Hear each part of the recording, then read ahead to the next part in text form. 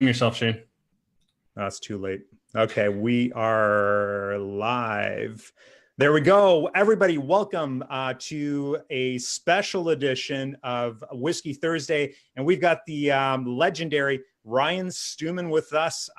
We are super excited about this. And I think this is going to be great. We've got Ryan on here for about 30 minutes or so. We're going to talk about his story. But I think, the big thing with Ryan is that he's famous for his hardcore closer training program. And that's what we're going to talk about today. We're going to talk about sales, how to get in front of clients, acquisition, sales strategies, and closing down those clients. So I'm pretty pumped about it. Matt, you want to add anything to that? No, I think that pretty much covers it. I'm pretty pumped as well. I can't wait. Again, if you guys are watching live, hashtag live in the comments. If you're watching the replay, hashtag replay in the comments. Let us know you're watching. So Ryan, we're going to keep this short. Typically these shows that sometimes we do these, they go on for, 2-3 hours. I know you're a busy guy. We just quickly talked about how busy you are this year. We really appreciate you coming on this and giving us some of your time here and speaking to our audience. I mentioned to you that the majority of our audience, marketers, we've got real estate agents at every single level. We've got mortgage brokers. I know you've got a background in that. And with that said, Ryan, I think I'm just going to let you go ahead and introduce yourself really quickly. Would love to hear your story, your background, where you came from, where you're at now, and then we can get into a few questions and then maybe answer a few questions from some of our members. So what's Whiskey Thursday all about? Okay. I got questions. Before you start grilling me, I got questions. You can see Matt. Matt's already got his whiskey. So I got like the very last bit of some special reserve, but check out this. This is how you know you're balling when you got the bottle and it says hardcore closer on it, right? That's awesome. There we go. We didn't know there was hardcore closer whiskey. This could have been thought out a little. Hardcore closer energy pills. Well, cheers, Ryan. Yeah, and if you're watching, guys, it is not too early. We made sure this was at 5 o'clock somewhere so that you could still enjoy Whiskey Thursday properly. I did. I got cheers. Whiskey glass there. So yeah, so Whiskey Thursday was essentially it was born from myself, Matt, and another Austin getting on calls on Thursday nights, and we basically got on these Zoom calls and we started drinking whiskey, and then we just decided, hey, why don't we just do a show and add some value to the group? And they get a little wild. We've had a couple shows where, our guests, at the end of it sometimes pass out after 2.5 hours of drinking tequila. But a lot of times, they're load of value. Our viewers really enjoy them. It's a little bit more relaxed than sort of your typical interview. Of course, we're drinking it after about an hour or so. Usually our guests start to share some secrets that they typically wouldn't if they weren't drinking. So it ends up working out well for everybody. Gotcha. Well, first, thanks for having me here. And, my goal is to obviously add some value to your group. And if there's one thing that I can really articulate clear for everybody is this concept that I call the force of average. And we've got this trademarked, man, it's a huge belief. So if I was a cult or religious leader, this would be the thing that I would want my followers to really get. And cult and religion doesn't necessarily have to be evil. Oftentimes they're portrayed hand in hand, but really it's just an ideology that I've come up with through all the years of experience. And you might look at me and say, well, Ryan, you're 40 years old, 39, whatever the hell I am. And that's not that old, but I feel like I'm 150. I've gone through lots of ups and downs in my life. So, when I was young, my family had money. They ran banks and their own businesses. And when the S&Ls crashed in the 80s, we lost all of our money. My parents divorced. I ended up getting adopted by my stepdad, never to see my dad again for like 18 years. I got to go through school, kids making fun of me, new last name, new middle name. I eventually dropped out of school when I was about 15 years old. Maybe I was 16. And I never completed past the 8th grade. I was supposed to repeat the 9th grade, and I dropped out. Went to work and was selling car washes and also drugs. And at the age of 19, I started. Did it mute me out? We still good? No, you're still good. Yeah, okay. Yeah.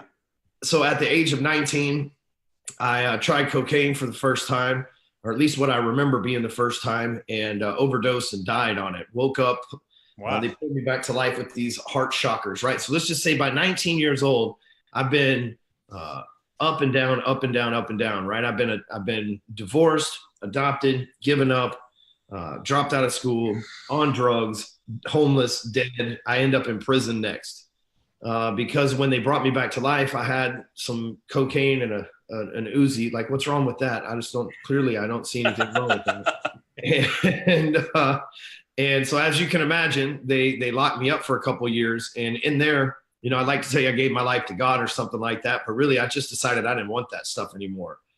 And got out, cleaned my life up, got a job working back, selling car washes again. And really that was a good training ground for me, because there might be a Saturday, there might be 1,500 cars that I get a chance to upsell.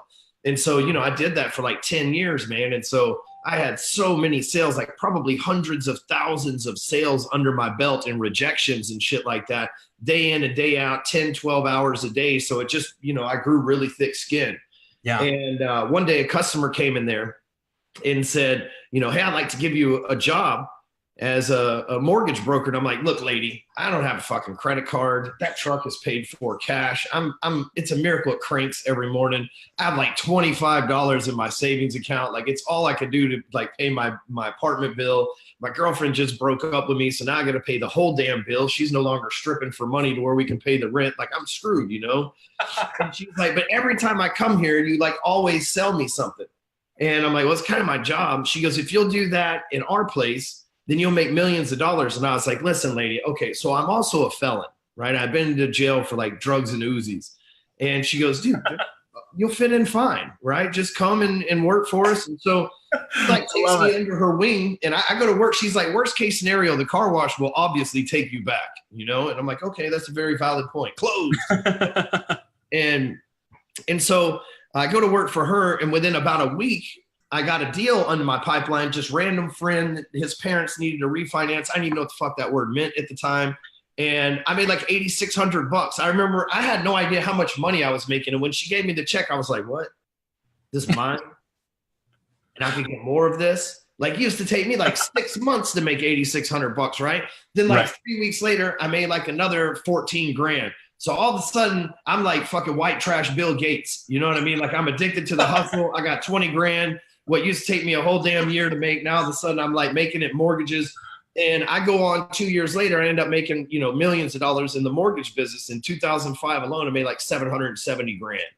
And, you know, dude, buying every car that I wanted. I had like 50 something rental properties or something ridiculous like that. I don't remember exactly. Maybe it was 30, whatever. It was a lot of freaking rental properties and shit all over. And the cops, they kicked through my door. Dude, they thought I was selling dope again. I wasn't selling drugs, but they kicked through I wasn't even in the same damn town, but they small town, and I definitely was the loudest motherfucker in the town. You know, when you're young and never had money and you get money, you do dumb shit. You know what I mean? And so they kicked in the door. I didn't have any drugs, but I had another gun. I like guns, you know? Like, I don't fucking big deal. You and Matt will get along just fine. They frown on that, right? When you have a felony, they kind of frown on that. Yeah, you know, well, in Texas, it's kind of like marijuana in like California. Okay. If the state catches you with a gun, it's no big deal. But if the DEA or with marijuana in California, if the state catches you, you don't get in trouble. But if the DEA caught you, you could get in trouble, right? And it's federal, so right? In Texas, you can have a gun in your primary residence. Now, I can't carry one down the street, open carry and shit like that, but I can have a gun to protect my family in my house. The ATF did not recognize the state's right to offer guns to felons. And so, but you don't get that notice in the mail. You know what I mean? I got a notice that says I got all my fucking rights back. I didn't know that the federal government had another agenda. But anyway, so they try to give me 20 years. And we ain't laughing no more. You know what I mean? Like, shit got real serious really quick. And long story short, I helped get the first black Democrat district attorney of Dallas County elected, and he got my sentence reduced to 15 months, and they changed the charge from felon in possession of firearm to firearms trafficking, which I had nothing to do with firearms trafficking, but it carried a lesser sentence, so I'll fucking take it. You know what I'm saying? Wow. Okay. And so I went and did 15 more months in federal prison. And, you know, like the place where they put like Bernie Madoff and shit like that. So it wasn't like some nightmare like the first time I had to go, but you know, still you're away from freedom. You're away from everything. Right. Okay. So while I was in there, before I left, I had a nice empire built, and I wasn't broke. So I turned it over I had got married, and I turned it over to my wife while I was in there. She fell in love with the landscape guy. I walked out of prison in 2008 with like $25 to my name. Oh gosh. And the fucking bastards is like a McDonald's right across the street from the prison. So the first place you're going to spend 12 of them $25 on some Big Macs you ain't had in 2 years. They put it right there so you can watch. Bastards, man. Fucking Ray Kroc. So anyway, I go into the halfway house, no job, no future, not thinking I can get back in the mortgage business. I don't know what to do. And this is like literally just 10 and a half years ago. So it wasn't that long ago. No. And I got a job back in the mortgage business, man. I convinced the largest mortgage company in Texas that was privately owned to give me a job, and I became their top producer. I'm making like $300,000 a year in 2009 just doing mortgages, not flipping houses, any of that shit. The damn feds, Obama put in the Dodd-Frank Act, and when they changed the license of how it worked, it took it away from the state and back into the feds. And I'm like, these bastards again. What the fuck do you want from me? Right? Like, give me a break, dude. Like, okay, I learned my lesson. Like, what do you want me to say? I'm sorry, right? Like, I don't know what the hell the deal was, right? But I see at this point, all that was for a reason. Right. And the reason why I share that story is my life is a series of ups and downs until recently. And so, family had money, lost money, right? Went to school, quit school, sold drugs, got on drugs, right? Went to prison, got out, became successful, got the damn police involved again, right? Unsuccessful, lose everything, build it back up. Then boom, they changed the laws. They built that change. I mean, my life's ups and downs. So for years, especially when you spent 3.5 years of your life in prison, you tend to think a lot, right? There's not shit else to do, so you think. And, I'm trying to like, how do I get myself in this situation? How to get myself in this situation? It all boils down to this. And if you'll take your religious hats off when I say what I'm about to say, it will help. And it's okay if you're religious. It's all right. I don't mind that at all. I don't care what religion you are. That's wonderful. But we'll just say hashtag hats off in the comments, guys. Come on, hurry up. Yeah, but you'll need to remove that lens to understand this concept. So my buddy here in Dallas runs a hedge fund with about $30 billion in it or something of that nature. And the whole thing, the premise is it's artificial intelligence. And so there's no traders, there's no sales team, only the wealthy can put their money in it, and these robots trade. Well, he has this, like, when you go and you see like pictures of Google and it's like server after server, it's all these rows of black filing cabinet looking servers, right? Well, this artificial intelligence doesn't know it's artificial. It just knows that it's intelligent, right? And so, and all it is little microchips inside this black server. And each one of these microchips lights up with a blue light when it's active. And so there's all these blue, it's like a blue light show. It's like a fucking rave in his office, man. It really is. We just go in there, we pop Molly and dance all night with glitter and shit, so not really. I'm trying to I'm sure the Illuminati does shit like that. I'm trying to get there. I'll let you guys know when I arrive, right? Let us know what it's like. And so in each one of these servers, there's this intelligence, right? And this intelligence sends signal to this blue light. Well, let's just say that this blue planet that we just happen to be floating on in the middle of all this black space might be the same fucking thing, right? Let's just assume. And on this blue planet, that means something had to create us, right? In order for him to have that artificial intelligence, there had to be these like Asian PhDs, I know, because that's where their company's located at, that created all of these Asian engineering coding PhD people created this stuff, right? Not one, but he has 180. They're all Asian. Like he's like, that's the thing. They're all Asian. They're all engineering PhDs. Some of them have like multiple PhDs. These are fucking smart people that are coding this stuff, right? And so let's just say that something with massive amount of intelligence created us. Well, it creates us to win, right? When they coded this artificial intelligence to pick stocks, they didn't code it to pick losers, right? They coded it to win. But he spends hundreds of millions of dollars a year to protect this server, because if a bug or a virus got in there, it could erupt their whole algorithm and bankrupt them all.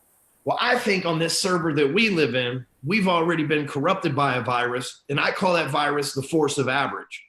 Here's what happens to most people. They ride the roller coaster of life, and they get challenged and they get comfortable. They want to stay comfortable. They don't want to rise to the challenge.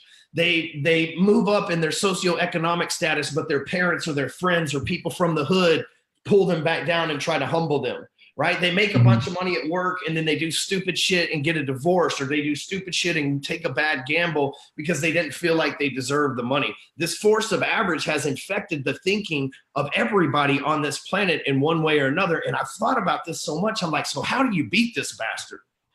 You guys want to know? Yep. You guys want to know? The force of average's job is to distract you. Think about that. There's 4,000 advertisements the average American sees per day, plus the people interrupting you in your office, plus the phone ringing, plus social media, plus your family, plus one, keep infinity, right? Like there's all these things trying to distract us.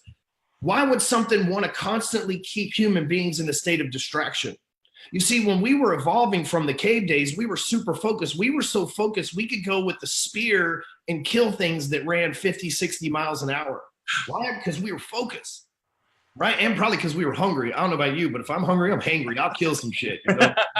Like, I'm right there with you. I'm right there with you. Does it for fun, so. Yeah, when I'm hungry, roadkill be looking good to me. You know what I'm saying? I'm savage like that, you know? So, but we don't have those things to stimulate. It's like if we want to eat today, we don't have to go out and kill some shit, right? We just roll through Wendy's and be like, I'll take a double or whatever the fuck, right? Right. And so we don't have to go through all this shit, right? So there's all this like this stored within inside us. So everything's trying to distract us and take us away from where we're naturally supposed to be. And I'm not trying to get weird on you too much, but here's the thing. If it's trying to keep us distracted at all times, we have to tell ourselves this, that focus must be the one thing it's scared of. If we're focused, we can beat that cheat code. Guys like Jeff Bezos, you know what I mean? Right now, he's fallen victim to the force of average for a long time, man. He had his foot on the gas and was beating the brakes off of it, and it eventually caught up to him. Now he's getting a divorce. He's probably going to lose half his fortune. You know, that's happened to me where I've built this momentum and lost all my fortune.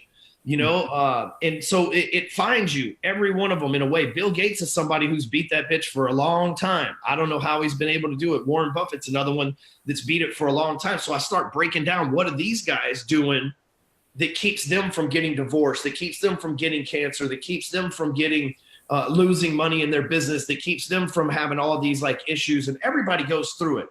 But it's the reward that's on the other side of through it. Like Warren Buffett, when Bear Stearns crashed, or it wasn't Bear Stearns, it was Salomon Brothers crashed. He was on the hook for that shit. You know what I mean? Like when Apple started beating Microsoft, Bill Gates is on the hook for that shit. So it creeps up in 4 areas of your life. And so I'm going to teach you these 4 areas. And here's the thing, like, I know you probably wanted me to come on here and talk about sales and marketing, but you're not going to ever be able to keep your money and keep your happiness and keep your relationships without mastering this principle anyway. So these 4 areas, we call them the G code, right? The G code sounds cool, right? But really it's the greatness code. These are the things that allow you to become great. And there's 4 areas that you must focus on every day, not once a week, not once a year, not only New Year's when it counts. We're talking every fucking day. And those 4 areas are, number 1, gratitude. You got to work on being thankful, because if you don't value what's now, you will not value what's next. Makes sense. So many people have they have what they want in life, but then they feel guilty about it because they don't value it, because maybe they don't feel like they worked that hard for it, or maybe they felt like they cut corners, or it was just given to them. You have to work on being grateful. Even if it was just given to you, if you're grateful for that shit, you'll treat it right and act accordingly. And so the way that I work on being grateful every day, as soon as my eyes open in the morning, I write down 5 things I'm grateful for. I pull out my phone, I open up Evernote, and I write down the date of a new day, I start a new note, and I write down 5 things I'm grateful for. At the end of every day, I go back and I write down everywhere I won for the day.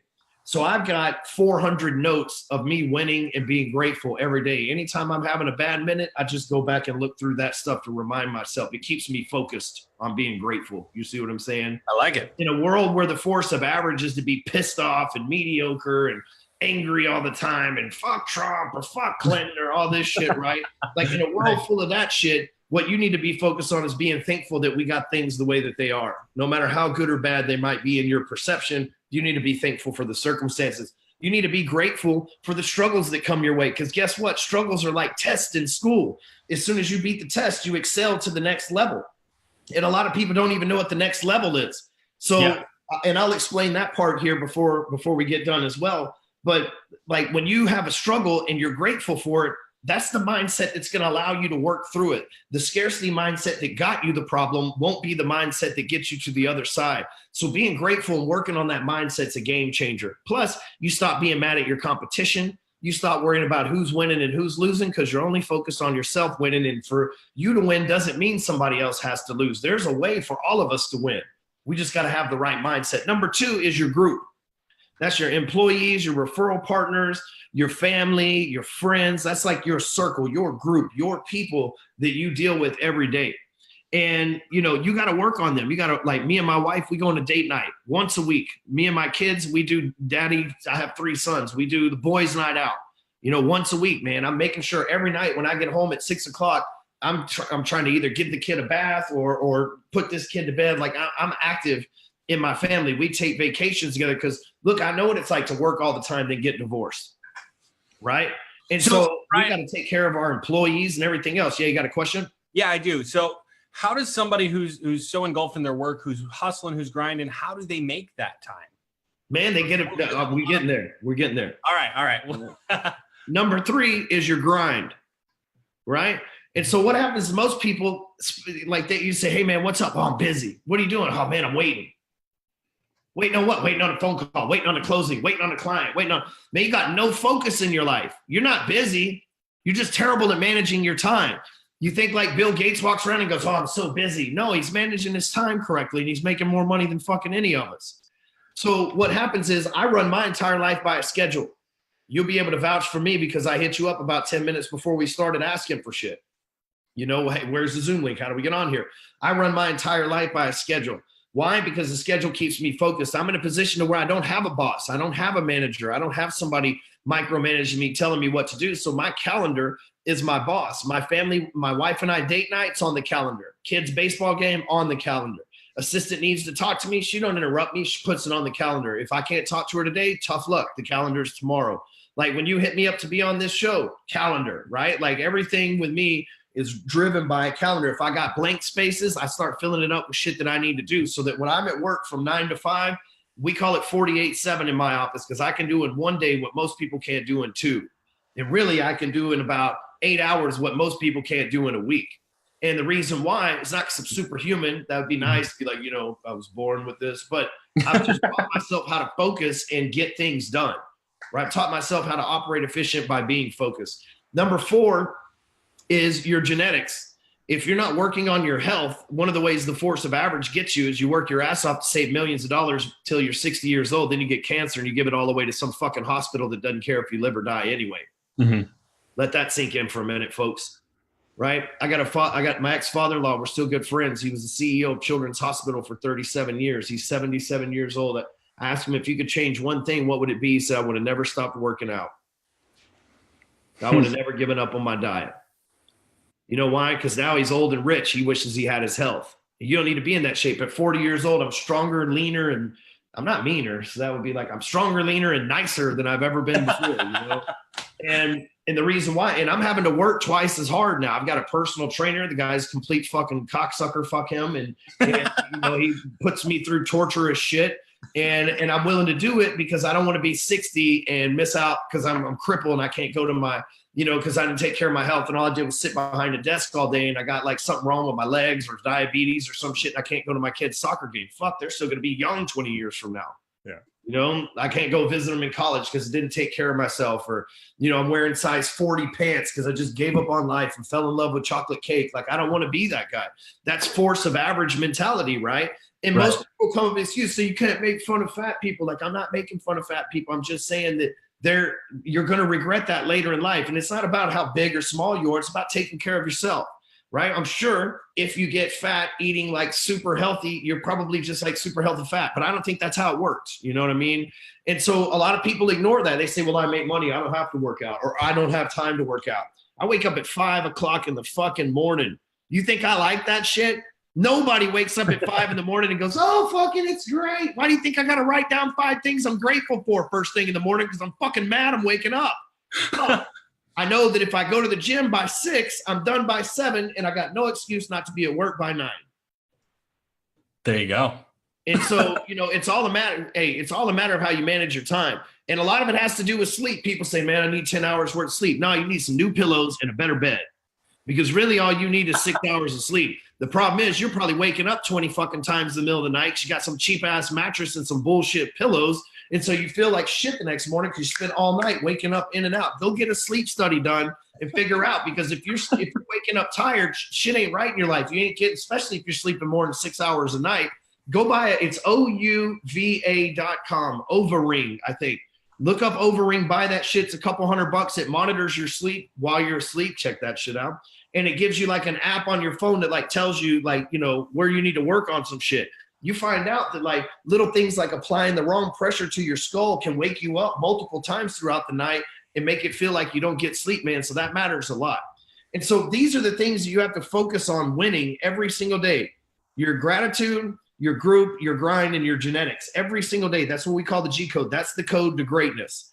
And so if you follow that shit every day, then all of a sudden you have a pattern, a plan, and a focus to succeed in life, and not just one area, because nothing's worse than making $1 million and then having to give half of it to someone who's fucking somebody else now, right? Nothing's worse than making $1 million and having to give half of it to the IRS and the other half to the hospital. Nothing's worse than making $1 million and not having a foot.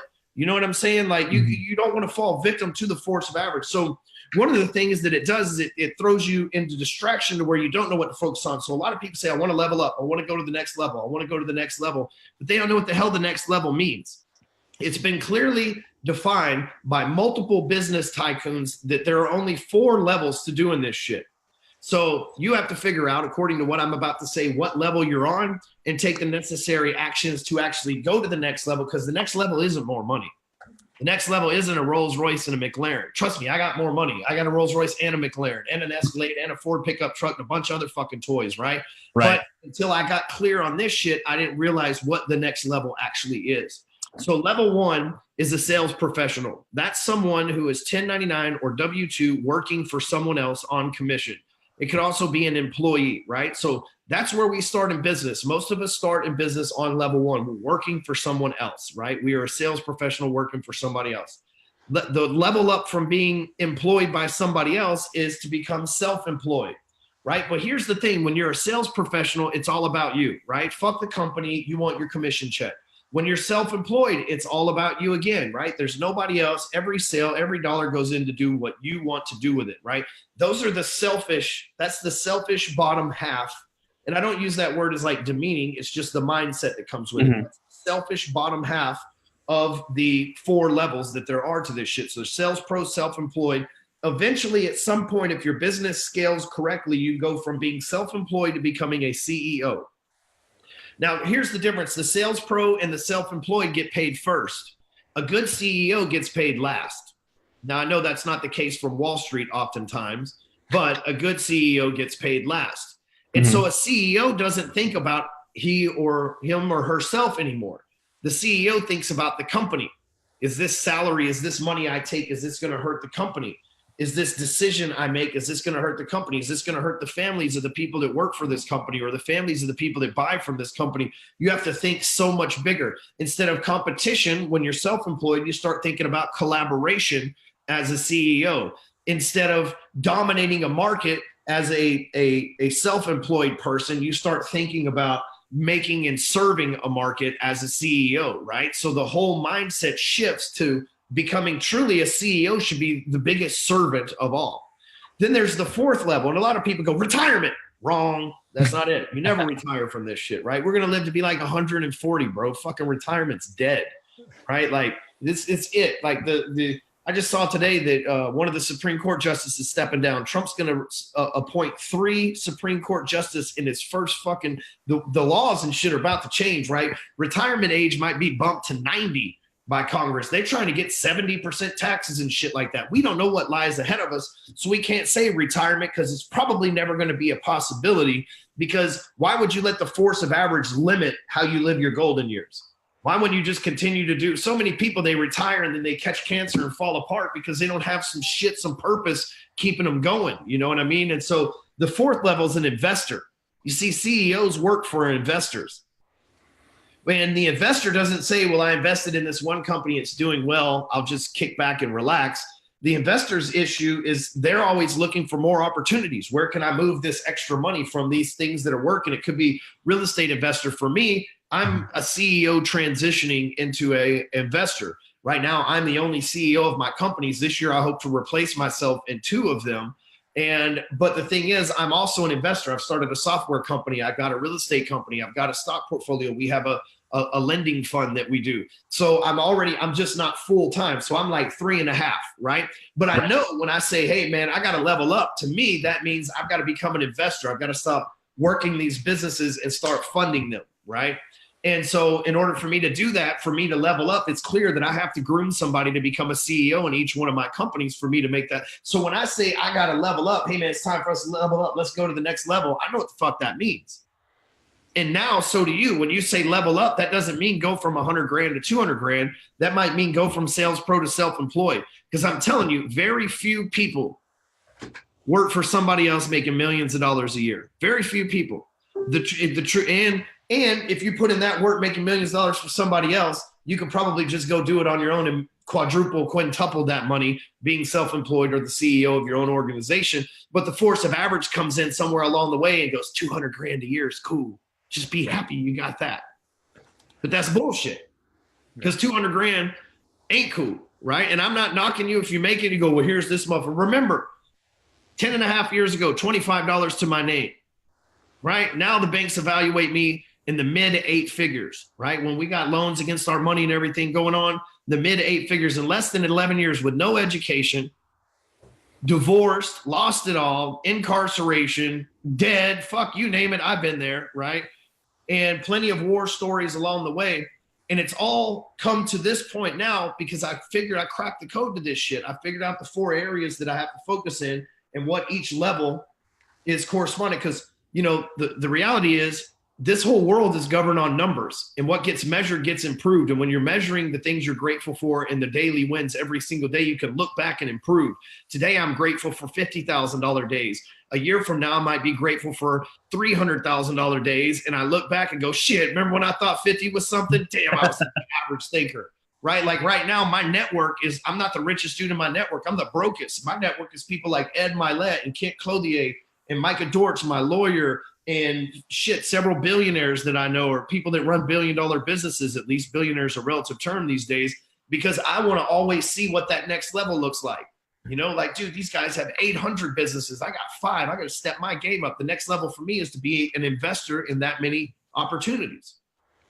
Makes sense. So the reason why I share all this with you guys is I want to give you clarity that this world has been infected by a virus called the force of average, and it will use every trick to distract you, to keep you from what you want.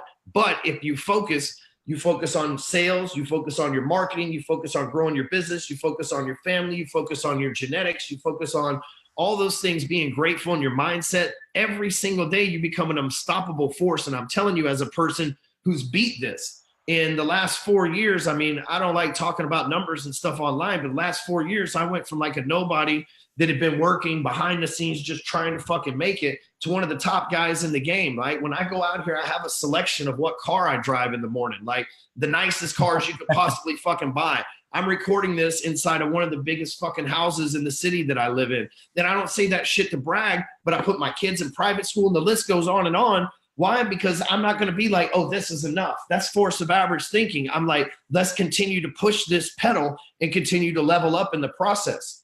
And I understand what leveling up is. I understand what focusing on. And man, I stay focused at 100%. Nobody's Jesus over here, right? But my routine 80% of the time is like all focused, like, because when you're on the road and shit, like things happen, but I try not to make excuses. I still work out when I'm on the road. I'm still following my schedule and shit like that when I'm on the road. I just may miss out on family because they're not around, right? Things like that. But like, dude, this is my focus every single day, the minute that I wake up. And I ask myself constantly, man, am I distracted or am I focused? Am I distracted or am I focused? And I'm telling you, once you get focused in on your goal, and a lot of people think focus is just like, oh, I see it. There it is. That's not the case, right? Focus is having a vision and a goal and taking the action daily until that thing is achieved. A lot of people will start 15 things and get them halfway done and then go start another 15 things and be like, dude, I'm so busy. It's like, why don't you finish one thing? right? Why don't you narrow your focus down to finish one thing before you move on to the next? That shit will change your life. But a lot of people are scared. Like, what if I finish this one thing and it doesn't work out? Fuck, then, okay, lesson learned, go to the next one. But you'll never know if you have 15 things unfinished. You might as well do one finished and it not work out versus 15 and none of them get done anyway. There you go. So, yeah, no, wow. Like, yeah. That what are your was thoughts, everybody who's watching right now. That's pretty intense. A long time. That's Let's awesome. see some comments. Yeah, and you know, I mean, 100% agree with the focus, right? I mean, it's something like Matt and I talk about this all the time. Like we got to focus. Let's stop these distractions, because if you can't focus on one thing, you end up with all these things that are never finished, and you're moving on to the next thing because you're distracted, right? I find it really interesting about, you know, how you talk about these levels, you know, and I guess one of the big questions like I would have is like, how are you moving? How does one move from one level to the next? And when do you know that you're ready to go from one level to the next? And before you answer that, let me add on. I think, you know, a lot of us as marketers and a lot of the marketers in the group and out there are probably watching us questioning, are we the CEO or are we the self-employed as a marketer? Because on our Facebook profile, we put CEO of whatever agency, right? But is that how you're defining CEO, or would that be defined as self-employed? Matt, you got to focus on my question. I know, but I'm just saying, let's add it on. Sorry. So first, when somebody is ready to level up, you know, if you're a sales professional, leveling up would be starting a side hustle. I told you I'm at 3.5. I'm CEO to investor. I'm not one or the other at this point. I'm both. And at one point, I'll be able to move away from CEO to investor. So you would start the same thing as a self-employed person, as a sales pro, to go and start a self-employed side hustle. For me, it was doing mortgages full-time and flipping houses on the side until the house flipping turned into a full-time thing for me, right? And for someone who's self-employed, CEO is start hiring motherfuckers, you know, stop keeping all the money to yourself and invest in your business, hire, train, and invest that stuff. For someone going to CEO to investor, it's like, hey, if all of your money's in one company, that's a bad plan anyway, you know? Mm-hmm. And so that's the first thing. It's like, if you're at a cap, like, right? Like in the mortgage business, most people can make about $300,000 a year, maybe $1 million tops, but they're busting their fucking ass for it. And they're still going to hit a ceiling. If you're at the ceiling, it's definitely never going to get busted through until you go start your own shit and create your own ceiling. Mm-hmm. The other part is, the difference between someone who's self-employed and a CEO is a self-employed person. First, it's a mentality. Are you first, or are you business first? And second, CEO is responsible for other people. So if you're just a one-man operation, like let's say you build funnels and you pull in a funnel, you build the funnel, you sell the funnel, all that, you're self-employed. Maybe you got one assistant, you're still self-employed. When you're running an organization, like you've actually charted out your organization and you started filling spots according to your chart, and you're actually filing your paperwork, doing your taxes, you have an accountant on, that's when you're the real CEO. And everybody has to start as self-employed, right? Unless you get funding from a VC or something like that. But at the same time, you know, like maybe you paying yourself $10,000 a month, maybe pay yourself $5,000 a month, learn to live on that shit, invest the money back into hiring people, because people will help you grow. I was self-employed for way longer than I should have been. Makes sense. Now you went over quite a few different things here. And I mean, you've got some stuff that reminds me of like Rich Dad, Poor Dad, some stuff that reminds me of Psycho-Cybernetics. If you're familiar. I've heard of that one. That's cool though. Psycho-Cybernetics, you should check it out. It's a book that talks exactly like what you're talking about with mindset. Really? Yeah. It's I think it was written in the 60s or something. It's an old book, but it's amazing. I find that, like, you know, successful people figure this out. You know what I mean? And we try to tell people who aren't successful yet, and they're like, nah. And then when they figure it out, they go, fuck, he was right. You know, and it's kind of like, you know, your parents as kids, like, Mom, you don't know shit. And at 21, you're like, well, maybe Mom did know a little bit, you know? And so I find that a lot of us find the same answers. We go on the same journey, like, fuck, it's got to get better than this. I'm tired of the heat, right? And then we find a lot of the same answers. So it's not surprising. Yeah. You so know, I'm sorry, I was going to say one thing too, and I thought it was really interesting what you mentioned about it being genetic. You know, and it's so, like, I've been up and down as well. Same thing. I've lost everything. I made a ton of money, lost everything, lost a marriage. You know, I went through a lot of, you know, bullshit in my life as well. And like, what is it in people like you, people like me, Matt, you've got some stories as well. Like, what is it that, gets you up in the morning and just basically, you've lost everything. And it's like, I've got to build all this up again. I know how hard it is. I know the hustle. I know I'm going to have to work 16-hour days for the next, 6 months to a year. Like, is that in everybody? Can anybody do this? Depends on how bad you want it. You know what? That's actually a question, Shane, that just came up. It said from Brent, he says, in your opinion, can anyone get to your level? Or do some people just naturally top out at level 1 or 2? Basically, it's not like everyone can be Warren Buffett or Bill Gates, but he's sure that the number 10 guy or girl at Berkshire Hathaway makes millions, but they work for somebody else still. Probably the number 10 person at Berkshire is worth billions at this point, I would imagine. But, let's do this. All right, everybody. Okay, I'm not going to participate, but like all of you participate. So let's try this. Like smile as big as you can possibly smile right now. Like big, like it's big as smile. Big smile you can. Like hold it, don't quit. Big smile. Now smile just a little bit bigger. It's a little bit bigger. Try a little bit harder. All right, try just a little bit harder than that. Come on, hold it a little bit harder. See, here's what happens. When I told you to do a little bit harder, you're like, oh shit, there's a little extra in the tank. Most people don't have that voice in the back of their head helping them with that mindset, so they settle, right? We think we're giving it 100% when really we're only giving it about 40. According to the Navy SEALs, when your brain kicks in and tries to send you back to your comfort zone, you're only at about 40% capacity. Makes sense. So think about that for a second, especially those of you that your smile the second time went real big. You're like, fucking repeating it, because how you do anything is how you do everything. You know what I mean? Like I said, smile as big as possible, and you gave like a half-ass effort until I reinforced it. Most people don't have the reinforcements in their life to keep going. Hey man, keep pushing past this. It's not over yet. Anybody can do it, but you have to be what we call, I have this trademarked as well, more than motivated. Motivation's a part of it, but you got to be more than motivated. You got to be driven, and like if you're going through Hell Week as a Navy SEAL, you think those guys, they got to be more than motivated.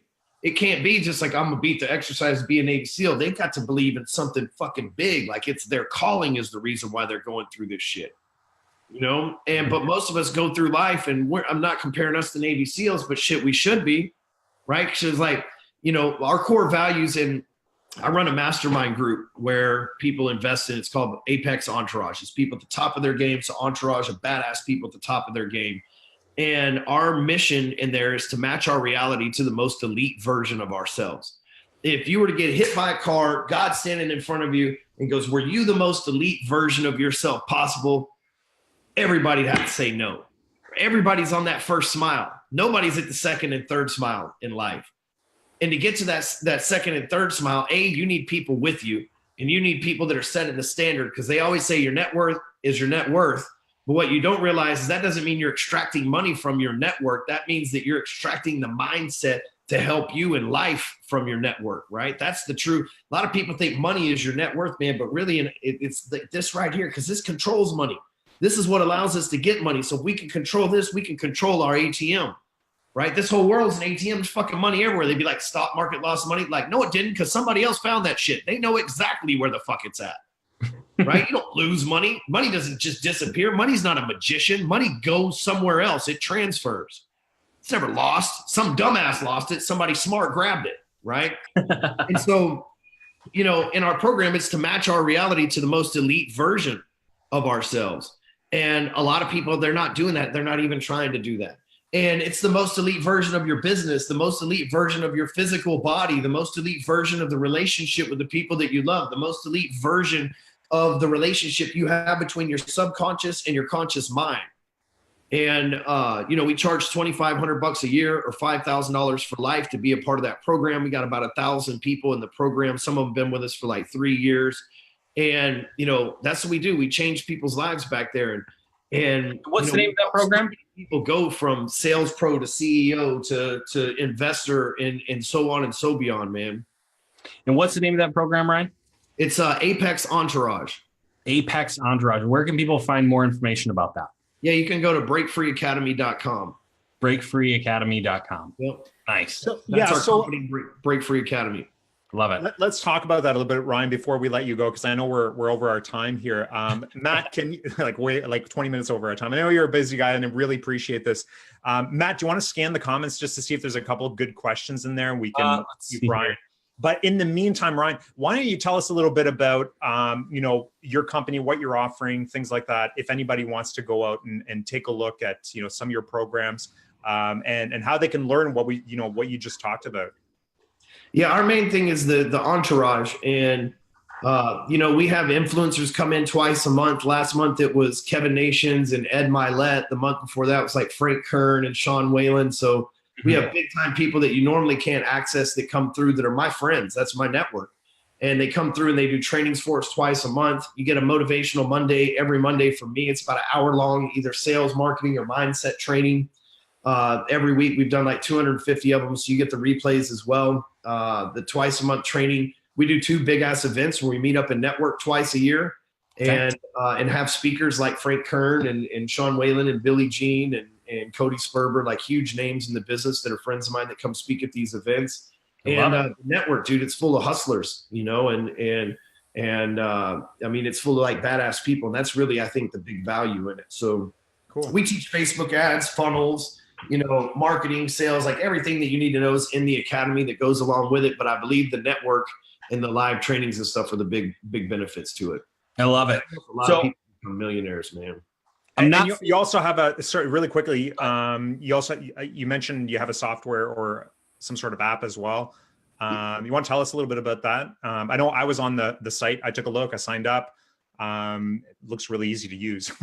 Yeah. So if ClickFunnels is cool, but if you struggle with technology, but you need to build a website or a sales funnel, and you need to do it, what it needs to be done, but you don't know how, or ClickFunnels is overwhelming to you, go to phonesites.com. You can build a whole sales funnel in about 10 minutes from your mobile phone, your desktop, wherever. It's super easy to use, very mobile friendly. And literally, like a 5-year-old can do it, and a 500-year-old can do it.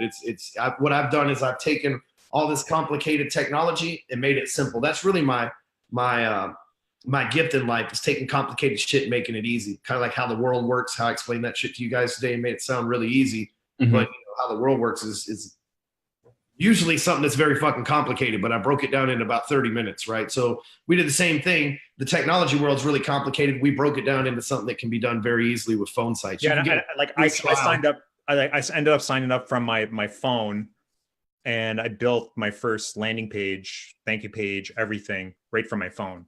Yeah, it was super fast. Yeah, it's pretty cool. Yeah, it's awesome software. We've been doing it for 9 months. We have 7,000 users. So it's really growing fast because people love it. Yeah, that's awesome. Cool. Really cool. I'm not seeing any questions yet. However, I do have a question that I think probably others would agree with. So you talked about your network and those people coming into the entourage. How did you build that network? By giving value. This is the last question I can answer because I got to be on time for the next call. But follow that schedule, man. Focus. I've been given huge value. And for years I've got 2,300 videos. I got 1,700 blog posts. I'm in, like, if you Google my name, there's like 246,000 results, and there's not a bunch of Ryan Stewmans rolling around. What I mean? It's not like a normal name. I don't think there's anybody else named that. But, I've just been providing so much content. I run the largest sales group on Facebook, Sales Talk with Sales Pros. I have, over $10 million in online internet sales. We have a 100,000 person email list, but I built that one day at a time. You can't look at Ryan Stewman right now and go, well, this guy's got everything. I want that right now. You have to look at Ryan Stewman 10 years ago, that Ryan's been collecting this data for 10 years, day in and day out, relentlessly, 24/7 across the internet.